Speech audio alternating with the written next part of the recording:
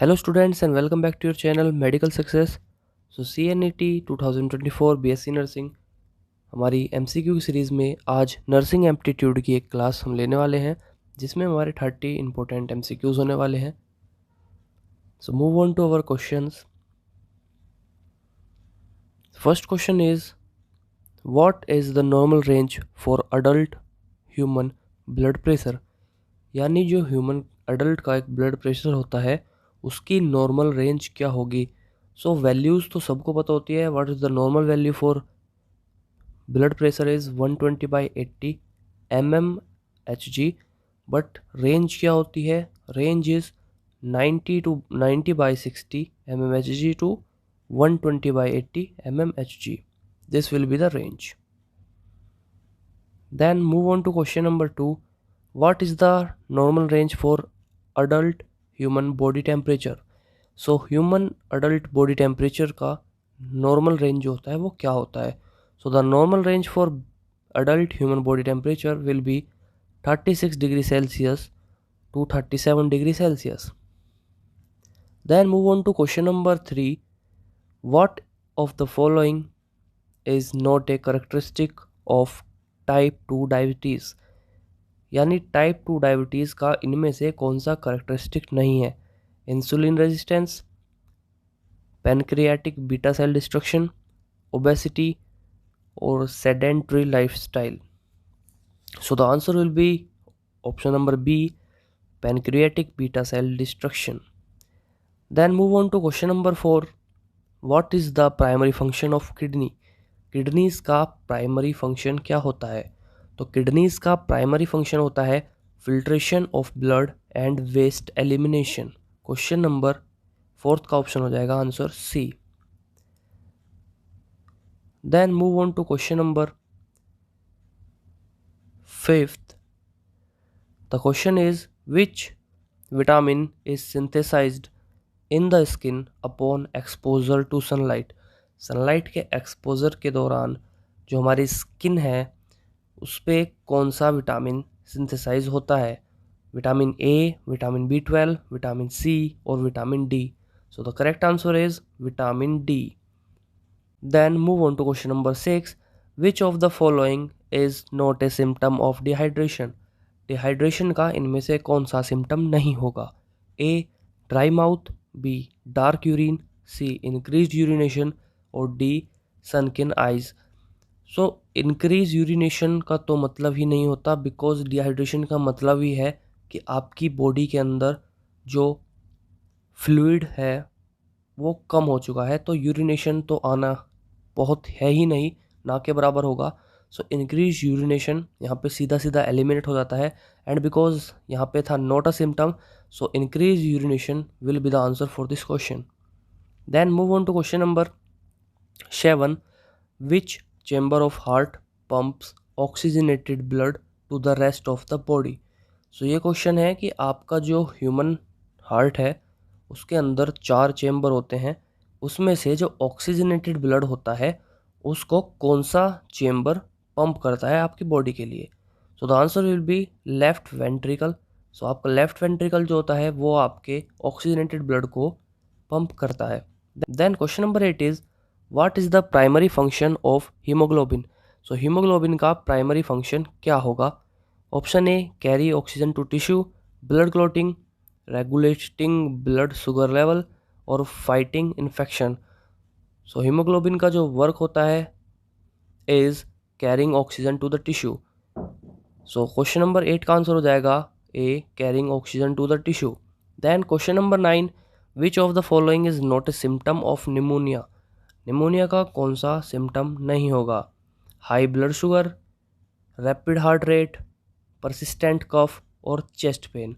So high blood sugar will not be the symptom of pneumonia. So answer will be high blood sugar. Then question number 10. Which organ is responsible for producing insulin? So insulin जो बनता है वो कौन सा organ responsible है insulin के production के लिए. Option A liver, option B pancreas, option C kidney या option D spleen. So answer will be option B pancreas. Then move on to question number 11. Which of the following is not a symptom of urinary tract infection UTI.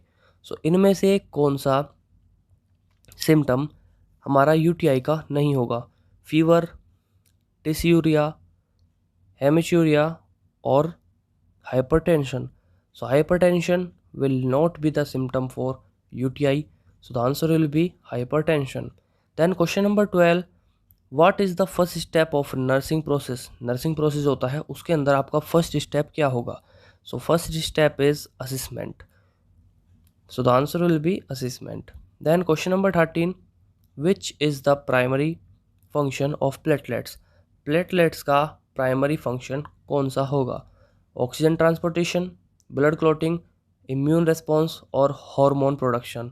So the answer will be blood clotting. So question number 13 का answer हो जाएगा blood clotting. Then question number 14 is which of the following is a symptom of appendicitis? Appendicitis का कौन सा symptom होगा? A diarrhoea, B nausea and vomiting, C urinary frequency या D low blood pressure. So the answer will be B. Nausea and vomiting is a symptom of appendicitis. Then question number 15 is what is the primary purpose of suctioning a patient? एक patient का जो suctioning होती है उसका primary purpose क्या होता है? To stimulate cough reflex, to maintain airway patency, to administration medicine, to prevent infection. So the answer will be B. To maintain air patency. Then question number 16. What is the normal range of adult human respiratory rate? And ये आप comment section में बताइए कि एक adult human का respiratory rate का normal range क्या होगा। Then move on to question number 17. What is the normal range of adult human heart rate और पल्स? सो हार्ट रेट और पल्स का नॉर्मल रेंज क्या होगा? So the answer will be 60 to 100 per minute, यानी इंसान का एक adult human का heart rate 60 to 100 times beat करता है per minute. So the answer will be option A 60 to 100 per minute. Then question number 18 will be which of the following is not a function of respiratory system? इनमें से कौन सा option is not a function of respiratory system? Exchange of oxygen and carbon dioxide, ये तो basic है। The main function is exchange of oxygen and carbon dioxide. Then regulation of body blood pH, so blood का pH भी carbon dioxide के बाहर निकलने से और ऑक्सीजन के लेने से ही रेगुलेट होता है। Production of red blood cell और protection against pathogen. So the answer will be production of red blood cell. Then question number 19. What is the primary function of spleen? Spleen का primary function क्या होता है? Option A blood filtration, option B insulin production, digestion of fats, regulation of blood pressure.